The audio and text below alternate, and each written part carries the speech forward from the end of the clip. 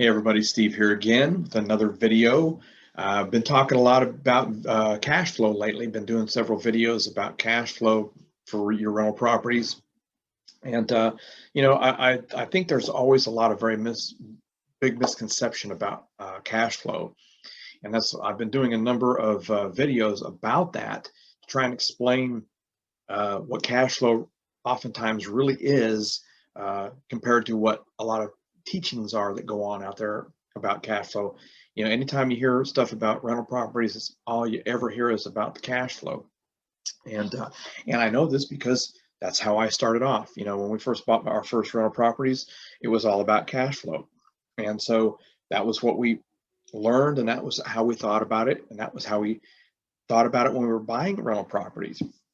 And and then as we moved along, a few years into it, I kept going every year. How come I keep paying money out of pocket and there's nothing left at the end of the year?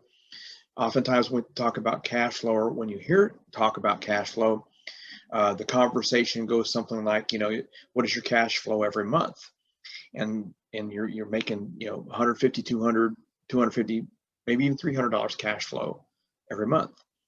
And then we have a vacancy and a tenant moves out, and we have to do a make ready. We have lost income during that period of time, and nobody talks about that cost, what that's costing us. All we're trying to do is get a tenant back in there to get that cash flow going again every month. And we don't realize oftentimes that we've just put, $2,000, $3,000, $4,000 out of our pocket to get that property rented again, get a tenant back in there, but we got a cash flow going again, so everything is all better. Well, I think there's there's more to it than that, and I think that we need to be aware of that. So that's what we're talking about. So let me go to my screen share here, and we're going to show some numbers here. Let me see. Okay. So most of the time, and I've seen charts like this, and also, just so everybody knows, this is just an example, nothing more than an example. I've just pulled numbers out of the air. There's no meaning behind these specific numbers. This is an example. But I've seen examples very similar to this over the years, numerous times, at numerous seminars. And that's why I want to go through that. We're going to talk about it. But let's say we've got a rent of $1,100 a month, and your mortgage is $500 a month, and you've got taxes $100 a month, and insurance $100 a month. So your total expenses coming out are $700 a month. And the same thing I hear time and time again is your cash on cash return is $400 a month. Now, I don't know who made that cash on cash return up. I don't know where it came from. Doesn't matter. But I've heard it numerous times. And I see it taught all the time. It's been taught time and time again. It's been taught to me over the years. Many times I've seen it. And it's not the full story. Although it's pitched as the full story, it's not the full story. So let's talk about the full story here. So what are the expenses that are missing that we never hear accounted for? Or most, I won't say never, but I would say just about all the time these are never accounted for. And these are very, very real expenses that we see on a yearly basis with all the properties we've got now, all of our rental properties. I promise you we see this every month.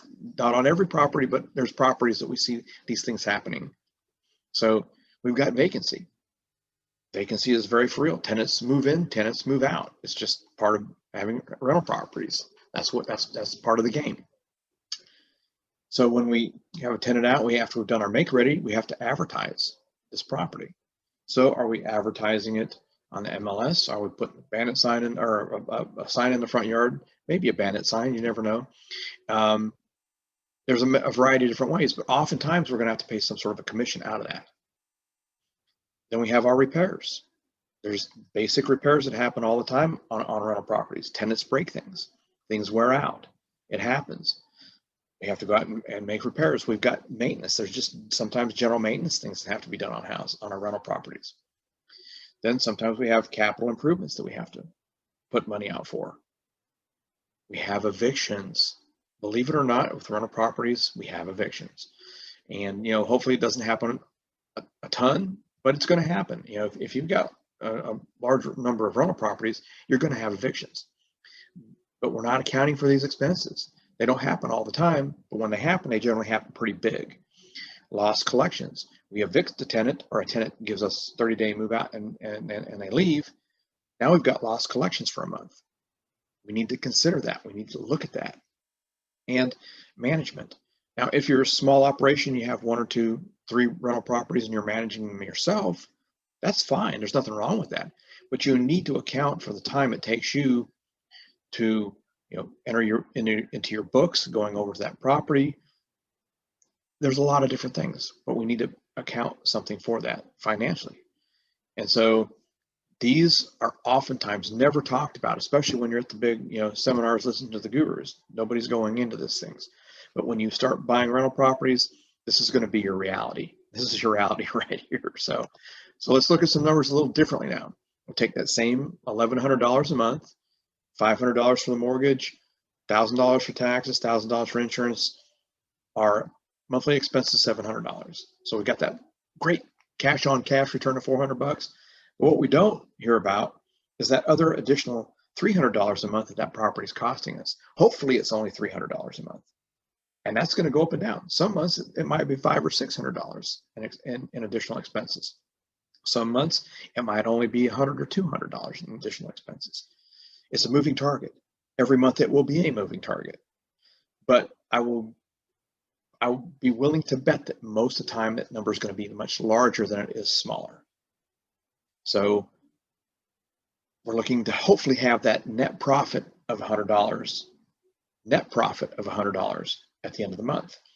Now, I've already got another video that I talked about and gave another example of how to look at that $100 a month net profit, and how long it's going to take us to build a rental portfolio on a net profit of $100 a month, or how difficult it's going to be to retire unless you have a bunch of rental properties on a net profit of $100 a month.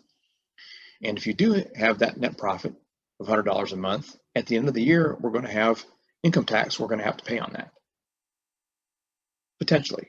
With rental properties, we've got depreciation that we can put in there, and hopefully our CPAs, our accountants, can take care of that for us. But it makes it very difficult to go out and get rental properties, not looking at it properly, and think that we're going to be able to get 5, 10, 15 properties and quit our jobs. Buying rental properties is about building wealth, but this is a very important part of it. We've got to know what our numbers are. We've got to know what our expenses are. We've got to buy with equity, so we're buying those properties deep enough to where these numbers are lower, where that rent is $1,100 and you're buying it cheaper, so hopefully your mortgage is a little bit less than that. Hopefully you're in an area where your taxes might be a little bit less, but you're still going to have these expenses.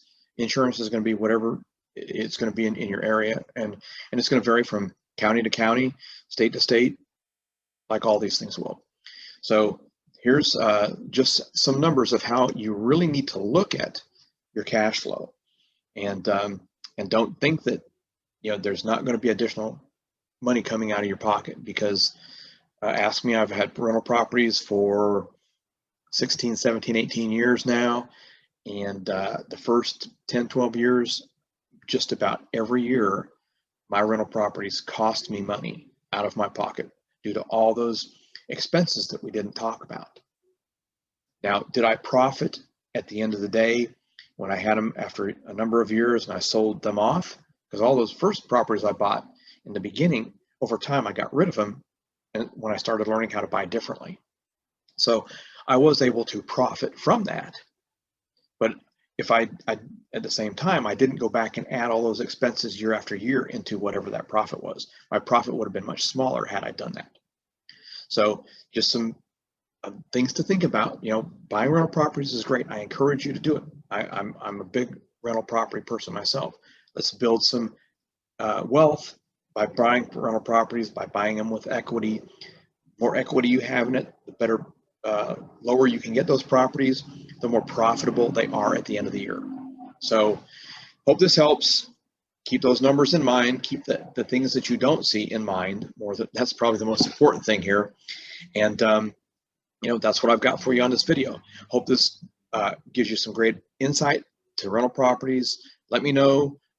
Give me some feedback. If there's other things that I'm missing or that you're not seeing me give you as far as education, let us know. I will be happy to provide that education for you.